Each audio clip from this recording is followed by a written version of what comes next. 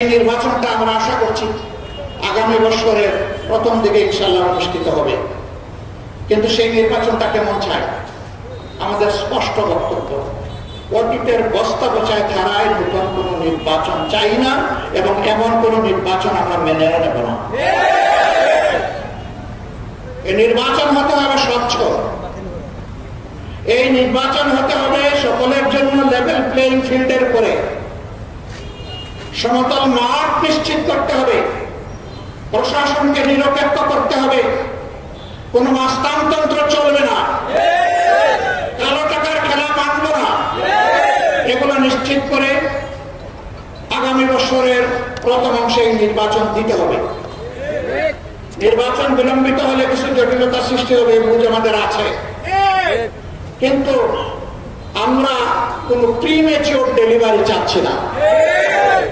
বাচ্চা 10 মাস 10 দিনে যে বাচ্চা জন্ম নেয় সেই বাচ্চা স্বাভাবিকভাবে সুস্থ সবল থাকে। 6 মাসের মাথায় বাচ্চা জন্ম নেয় তাকে ইনকিউবেটরে রাখতে হয়, ওই বাচ্চা সারা জীবন দুর্বল থাকে। আমরা এরকম কোন দুর্বল নির্বাচন এবং দুর্বল গণতন্ত্র চাই না। আমরা গণতন্ত্র এবং নির্বাচনকে তার মজবুত পিলারের উপর দেখতে চাই। আমরা সংস্কারের কথা বলেছি, অবশ্যই সংস্কার করতে হবে।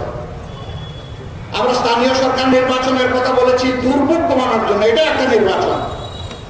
বহু জায়গায় এখন স্থানীয় সরকারের কোন প্রতিনিধি নাই, জনগণের সাফারিং হচ্ছে। কিসের রাজনীতি? জনগণকে আমি সাফারিং এর মধ্যে রেখে দেবো? এই জন্য আমরা বলেছি যে আগে স্থানীয় সরকার নির্বাচন দিয়ে জনগণের সাফারিংটা দূর করে। আমরা প্রবাসীদের ভোটাধিকার চেয়েছি। এই আন্দোলন, এই বিপ্লবের অভ্যুত্থান আমরা একা করে নাই। আমাদের প্রবাসীরা সমান কৃতিত্বের দাবিদার। তাদের ভোটাধিকার কেন থাকবে না?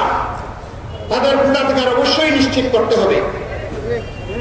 তাদের ভোটাধিকার শুধু নিশ্চিত করলে হবে না, তাদের ভোট প্রয়োগ নিশ্চিত করার ব্যবস্থা করতে হবে। এগুলো কি আমাদের উন্নয়ন দাবি? এগুলো আমাদের যৌক্তিক দাবি।